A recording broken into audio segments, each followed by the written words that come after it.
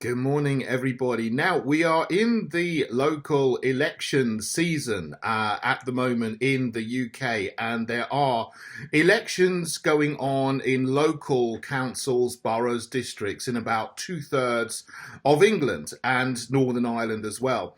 And the Heritage Party that I lead is standing a record number of candidates in local elections in England. So we have 64 candidates standing in various places all over the country at district and borough level. We have one candidate, Alberto Thomas, who is standing also to be the mayor of Bedford. So that's very, very exciting. And we're going to be putting out nearly 100,000 leaflets around Bedford over the coming weeks. And we also have 11 candidates who are standing at town and parish level as well, and 4 of them have already been elected uncontested. So we have some councillors now, which is very, very exciting. And congratulations to our 4 candidates in Kent and in Hampshire, who are now on town councils and representing us in local government. And it's so vital that we continue to grow and continue to stand candidates in more and more places, and we will do every year. When there are local elections, we'll be standing more and more people in local at local level, but also with the general election, which is certainly coming up in 2024. It may be in May, it may be in the autumn. I don't know yet when it's going to be, because we have a funny system in the UK, which is different to a lot of other countries. A lot of countries, the elections are on set dates. You have set periods, 4 years or 5 years, which is historical, goes back decades or 100 years or more, where you know exactly when the election's going to be. In the UK, the government of the day can choose when to hold an election. So it's a little bit different here to other countries, but that's our system. So we don't know when they're going to call an election. My bet is that the fake Conservatives who are in charge at the moment, with I think they're on their 5th Prime Minister now in their reign of terror. You've had Johnson, you start with Cameron, May, Johnson, Truss, Sunak. Yeah, that's 5 Prime Ministers since they started in 2010.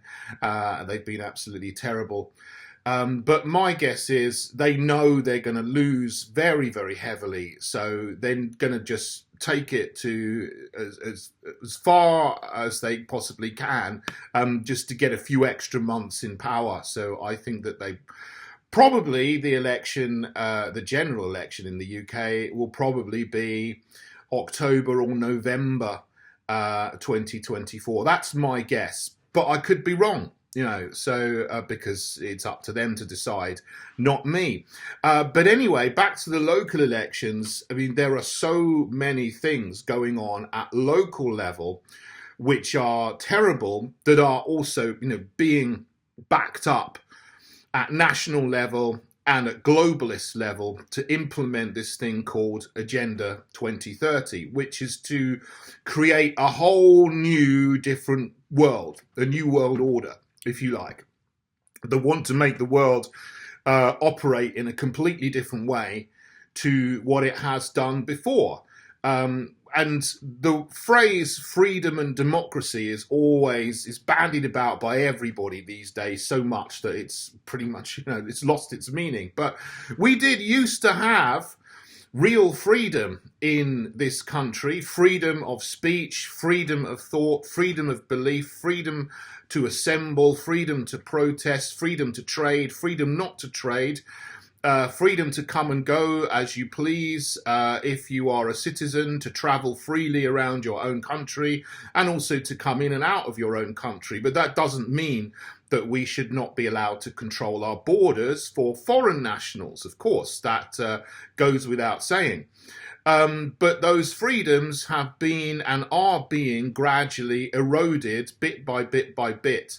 And the idea is to erode them in a way that is so gradual that you don't notice. But people did start to notice. So then we've obviously had the nightmare of the last 3 years, starting with the lockdown period, where freedoms were just trashed quickly and violently, and police were sent in to curtail people's freedoms just for meeting each other outside in a park, or they closed down church services, they closed down coffee mornings in private homes when people protested against the curtailment of our fundamental freedoms. The riot police went in smashing people over the head in Trafalgar Square in London, and I saw it with my own eyes, and it's happened in other places around the country as well. And not just in this country, it happened abroad in many, many other countries as well, particularly countries of the West, the collective West, which were used to and have a great tradition of freedom. This freedom has been curtailed, and democracy has also been curtailed. I mean, in the sense that now you have 4 parties in the UK that are deemed to be major parties. I mean, that's a classification that they use just in order to give them more media time. But you've got the fake Conservatives, Labour, Lib Dem, Green. But they're all doing exactly the same thing. They are all beholden to the World Economic Forum, globalist agenda, the UN agenda, Agenda 2030. They want to bring in transgenderism and wokery. They want to teach kids about it in school. They want to bring in 15-minute neighborhoods, 15-minute cities, low traffic neighborhoods. Another one I heard recently, they're going to be called livable cities, which is just another euphemism for curtailing your freedom to travel about your own city. So Bristol in the UK is bringing in something called livable cities, which is exactly the same as low traffic neighborhoods and the 15-minute city concept, where they're selling it to you as, your life is going to be wonderful in the future because you won't ever need to go more than 15 minutes walk from your home. You'll have everything you need within a 15-minute walk from your home. But as someone very wise pointed out to me, well, what's the first thing that they're doing to implement this? Is the first thing that they're doing is putting in more shops and more schools and more GPs and more dentists and more hospitals and more playgrounds and more parks and more libraries? Are they doing that? No. The very first thing they're doing is putting in surveillance cameras and road blockages and introducing fines for driving your cars. That's what they're doing first. But the other things that they're promising aren't going to materialize. Just like when there was a revolution with the Bolshevik revolution in the Soviet Union, the working class was promised they're going to have a wonderful utopia, but all they got is death and poverty and hunger. Now, this is kind of what will happen with this new communism or fascism or technocracy. It's a bit of a mixture of all 3, really. But it's a new sort of thing, but it's really just those things rehashed and intermingled.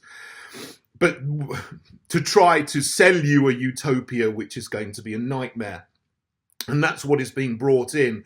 It's being driven by the globalists. They have their puppet governments at national level. As Klaus Schwab says, we've infiltrated the cabinets of all the governments in the world. Well, I don't know if it's all the governments in the world, because I think there's still some places in Africa. And, actually, you have to say it, Russia is holding out against it, I think, and they seem to be going back towards, discovering Christianity as a faith, and they're standing against all the LGB alphabet nonsense that we are pushing in the West deplorably to our own citizens and around the world. I'm not me, I'll stand against it here, and we will introduce laws and legislation to protect children from this kind of alphabet indoctrination that is going on if we get into power in Westminster. But if we get into power and have influence at local level as well, this is important because local councils control libraries, and they can say whether or not you get drag queens going in to libraries to read this kind of stuff to children and do these performances to children, which are very, very bad for them. We will stop that as the Heritage Party in local government. We will also, local government also still holds control over many primary schools, not so much secondary schools anymore, because this fake Conservative government has turned them all, or is trying to turn them all, into academies, which are out of the control of local education authorities. But a lot of primary schools are still within the governance of the local education authorities, run by councils, more counties, to be honest, but also unitary authorities and metropolitan districts. So places where we are standing, where there will still be a local education authority, places like Wigan and so on, where we've got a candidate, and there's a borough, a metropolitan district that still has jurisdiction over schools. In those cases, then we will be standing against any programs coming into schools which undermine traditional family values and undermine the fact that there are two sexes, male and female. Children are boys and girls. They cannot change between one or the other, nor should they be encouraged to even consider that. Yeah, they go and play and they use their imagination. And sometimes when kids, they play and they do things and they pretend to be the opposite sex as part of their play. That does not mean that they are transgender and they need injections of chemicals and surgery to remove bits of their body. Of course not. But that's what some people are going into schools and trying to do. And it's terrible. Obviously, the results on the children that this happens to are devastating and lifelong, and they will never have children of their own if they get the surgery which these people think that they need, which they don't. And that should be stated very, very clearly. So, of course, at a local level, we will be 100% against that and speaking out fearlessly against those things. Unlike the four parties that I mentioned earlier, Tory, Labour, Lib Dem, Green, who are pushing this nonsense onto children absolutely wickedly. We also, at local level, are against all the 15-minute city concept that I mentioned, and all over the country, councils are ruining the towns and cities and villages that they are supposed to be looking after. Historic buildings are being run down and closed and demolished all over the place, which is absolutely terrible. And this is demoralizing on purpose to the people who live in those areas. And or if they're not doing that, then they are densifying. This is a new word, densification.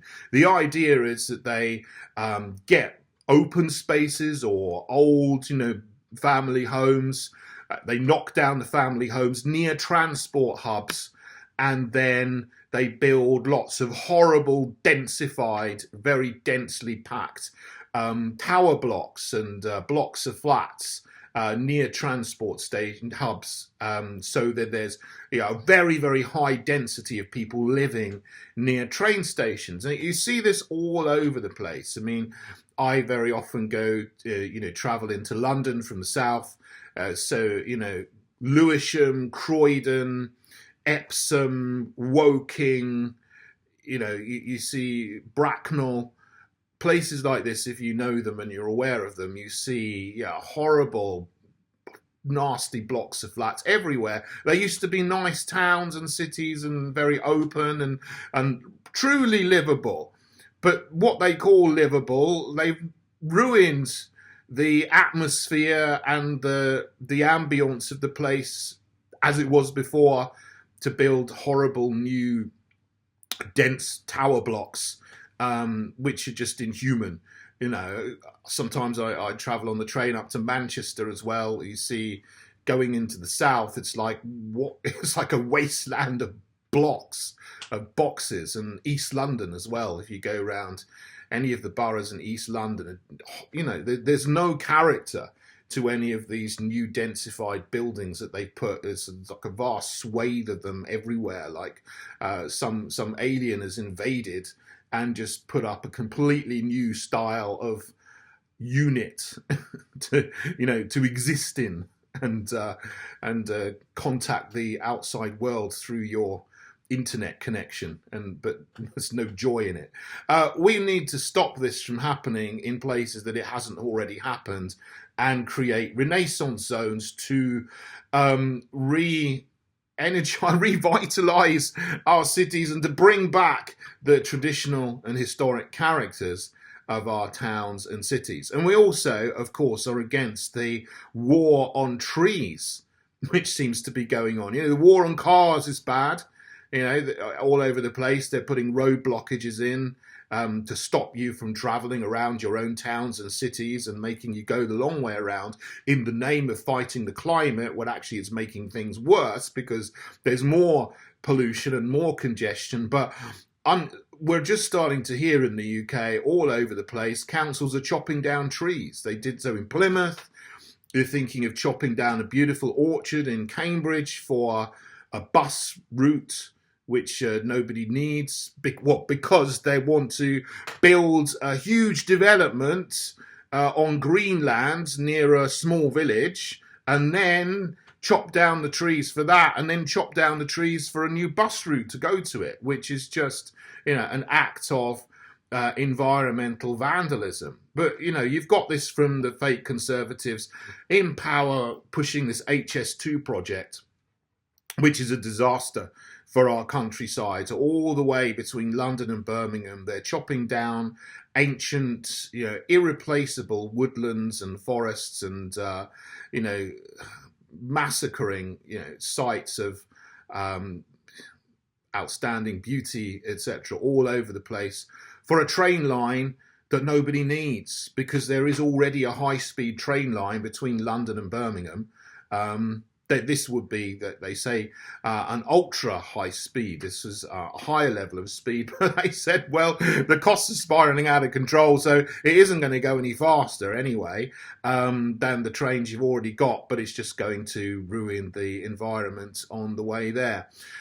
All of these things are being done, you know, with the globalists, national government, local government working hand in hand together. So I'm so glad and grateful to all of you who've stepped up to be candidates this year for the Heritage Party, who are going to be standing against all of these things and working your hardest, if you get elected to be councillors, to actually restore sanity and to just run your boroughs and districts and towns and cities in the way that the people would want them to be run, rather than to try to implement this new Agenda 2030 plan that still most people have not heard of, but is very, very much affecting and ruining people's lives and communities all over the place. So thank you so much. I'm very proud of you all. And thank you everyone else who has joined the Heritage Party this year. People are joining us every day, which is fantastic, as people are hearing about us more now. And thank you to everyone who's donated to our candidates, to their campaigns. So, you know, we already got over 100,000 leaflets gone out around the country to our candidates and to various places to promote them and publicise them. So thank you for your support, and I am hoping for some good results on the 4th of May. We shall see. But one thing is certain, we're here to stay, we're growing, and we will not give up until we have got into those places of power where we can restore our nation. Thanks everyone. God bless you all.